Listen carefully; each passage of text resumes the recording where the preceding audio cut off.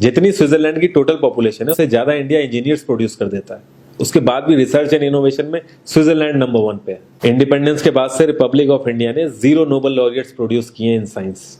USA ने 100 plus कर दिए। ASER की रिपोर्ट के हिसाब से 83% एजुकेटेड इंडियंस एम्प्लॉयबल ही नहीं है। और ये जो सुंदर पिचाई, सत्या नदेला की हम बात करते हैं, इन्होंने भी आगे चल के अपनी एजुकेशन बाहर से ही करी है। और ये सारी चीजें जो मैं बोल रहा हूँ ना, इसका रूट कॉज फाइंड आउट करने के लिए हमें थोड़ा सा पीछे जाना पड़ेगा। जब ब्रिटिशर्स हम पे रूल कर रहे थे तो ईस्ट इंडिया कंपनी के सामने 2 मेजर चैलेंजेस थे।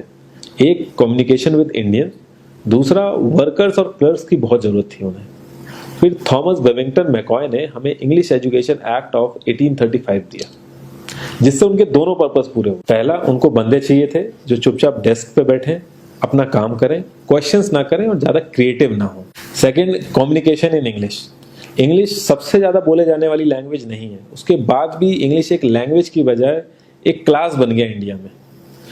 रशिया, चाइना, फ्रांस, ये सब जगह इतना ऑब्सेशन नहीं है इंग्लिश को लेके जितना इंडिया में है। पुअर कम्युनिकेशन बोला जाता है अगर आपकी इंग्लिश अच्छी नहीं है, जबकि इंग्लिश ना आने का मतलब है कि आपको कोई और लैंग्वेज आती है। 5 साल पुराना iOS भी आज की डेट में आउटडेटेड माना जाता है। लेकिन इतनी इंपॉर्टेंट चीज हमारा एजुकेशन सिस्टम आज भी बस थोड़े से चेंजेस के साथ ऐसे ही चल रहा है। हमारे एजुकेशन सिस्टम में रटने का कंपटीशन होता है, जो ज्यादा रट लेता है उसके ज्यादा मार्क्स आते हैं। अब 95% जिसके संस्कृत में आए हैं वो भी संस्कृत नहीं बोल पा रहा है। और बेसिक हिस्ट्री होने की बजाय इतनी मोटी मोटी किताबें हैं हिस्ट्री की जिसका कोई मतलब नहीं है। अगर आज की डेट में आपको कुछ भी पता करना, आप गूगल से पता कर लोगे। उसके लिए आपको याद करने की जरूरत नहीं है इतना कुछ। और ये गवर्नमेंट स्कूल में हर क्लास में इंग्लिश का सब्जेक्ट है। 12-12 साल लगाने के बाद भी लोग इंग्लिश नहीं बोल पा रहे हैं। और बिना किसी बुक को पढ़े 5 साल का बच्चा सीख लेता है, क्योंकि उसको वैसा एनवायरमेंट मिल जाता है। A+B का whole square is equal to A² + B² + 2AB। इसका रियल लाइफ में क्या यूज है किसी को नहीं पता, न प्रिंसिपल, न टीचर, न बच्चे, बस पढ़ाए चले जा रहे हैं। हो सकता है इसका कुछ मतलब हो, लेकिन आप ट्राई करके देख लेना, किसी को नहीं पता। हाँ, 2AB की जगह अगर आपने 3AB बोल दिया तो 4 लोग हंसने वाले मिल जाएंगे आपके ऊपर। किंडरगार्टन में जो बच्चों को सिखाने के लिए टेक्निक यूज होती है वो लाख गुना अच्छी है कॉलेज की वो रटने वाली टेक्निक से। और जिन बच्चों के बहुत ज्यादा नंबर आते हैं ना, जो वो छुपा छुपा के एग्जाम में लिखते हैं, आप देखोगे जब वो रियल लाइफ में जाते हैं ना तो ज्यादातर क्रम्बल करते हैं वो। हर किसी को सेम सिलेबस और सेम चीज सिखाई जाती है बिना उसकी कैपेबिलिटी देखे। और क्रिएटिविटी का तो दूर दूर तक मतलब नहीं होता। अब एक लाइन से आप शेर, मछली, सांप, हाथी सबको लाइन से खड़ा कर दो और उनसे कहो पेड़ पे चढ़ो, उनको तो जिंदगी भर यही लगेगा ना कि वो तो किसी काबिल ही नहीं है। और द्रोणाचार्य ने भी पांडवों को उनकी स्किल सेट के हिसाब से उनको चीजें सिखाई, सबको एक ही चीज नहीं सिखा दी। और हमारे एजुकेशन सिस्टम में ज्यादा ऑप्शंस भी नहीं है। सबसे ऊपर साइंस, फिर कॉमर्स, और सबसे नीचे जाके कहीं नंबर आता है आर्ट्स का। आर्ट्स लेने वाले को तो लोग इतना हल्के में लेते हैं जैसे वो किसी काम का ही नहीं है। हर माँ बाप को तो इंजीनियर या डॉक्टर ही बनाना है। कॉलेज वाले अगर एक्स्ट्रा कोर्स रख भी देते हैं तो माँ बाप एंट्री नहीं कराएंगे, तो वो सारा पैसा बर्बाद होगा कॉलेज का। तो ऑप्शंस कहाँ से आएंगे? और बचपन से ही आपकी ट्रेनिंग स्टार्ट हो जाती है। माँ बाप, भाई बहन, रिलेटिव सब यही समझाते हैं अगर आपके मार्क्स नहीं आए और जॉब नहीं लगी तो आपकी जिंदगी बेकार। और लाइफ की क्रिएटिविटी को आप रखते हो साइड में, और ये अच्छे मार्क्स और अच्छी जॉब पाना आपका सपना बन जाता है।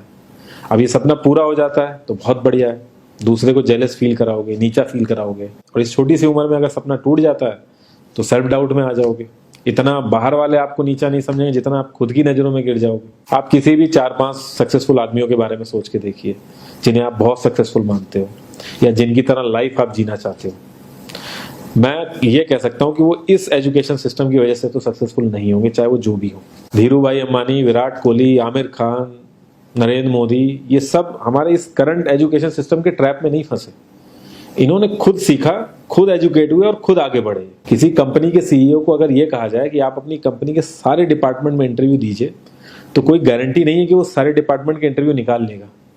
और ये भी हो सकता है कि वो आधे से ज्यादा डिपार्टमेंट के लिए क्वालिफाई ना करे एजुकेशन वाइज, लेकिन वो पूरी कंपनी चला सकता है। तो ये जो एक स्किल है, इसके बारे में बात क्यों नहीं होती? लोग अपनी 25% से ज्यादा जिंदगी इस करंट एजुकेशन सिस्टम में लगा देते हैं ताकि अपने से कम पढ़े लिखे आदमी की कंपनी में जाके उसके सपने पूरे कर सकें। इंडिया का जो करंट एजुकेशन सिस्टम है, अगर वो इतना ही अच्छा है तो जो भी सेलिब्रिटीज हैं, पॉलिटिशियंस हैं, वो अपने बच्चों को बाहर क्यों भेज रहे हैं पढ़ने के लिए? इनफैक्ट पॉलिटिशियंस के साथ तो ऐसा करना चाहिए, जिस एरिया से वो जीते हो उसी एरिया के गवर्नमेंट कॉलेज में उनके बच्चे को पढ़ना कंपलसरी हो जाए, तभी वहां के गवर्नमेंट कॉलेज सुधर सकते हैं। 368 प्यून की जॉब के लिए 1.5 लाख ग्रेजुएट और 24,968 पोस्ट ग्रेजुएट ने अप्लाई किया। मैं IAS PCS की तो बात नहीं करता हूँ, वो तो एक पैशन की बात होती है, लेकिन कुछ लोग 5-5, 6-6 साल से तैयारी कर रहे हैं कि कोई भी गवर्नमेंट जॉब मिल जाए उन्हें। उनसे पूछोगे क्यों ऐसे इतने टाइम से लगे हुए हो, तो वो एक ही चीज़ बोलेंगे कि जॉब सिक्योर है। मतलब आप काम नहीं भी करोगे तो आपको निकाला नहीं जाएगा। ये सारी कामचोरी वाली बातें माइंड में इसीलिए आती हैं क्योंकि हमारा जो करंट एजुकेशन सिस्टम है वो इतना कॉन्फिडेंस ही नहीं देता है कि हम अपनी स्किल के दम पे कहीं जाके काम करें और हमें निकलने का डर ना हो। मैं आने वाले 10 साल की तो बात ही नहीं कर रहा हूँ, अगर मैं आने वाले 5 साल की भी बात करूँ तो टेक्नोलॉजीज में इतना ज़्यादा चेंजेस आ जाएगा कि जो आज हम पढ़ रहे हैं, जिस स्किल पे हम फोकस कर रहे हैं, पता नहीं वो रेलेवेंट भी होगी कि नहीं उस समय। Cloud computing, SEO, digital marketing, ये सब जॉब्स पहले एग्जिस्ट ही नहीं करती थी। हम लोगों को एजाइल होना पड़ेगा, नई नई चीज़ों को सीखने के लिए ओपन रहना पड़ेगा, क्रिएटिव माइंड लगाना पड़ेगा।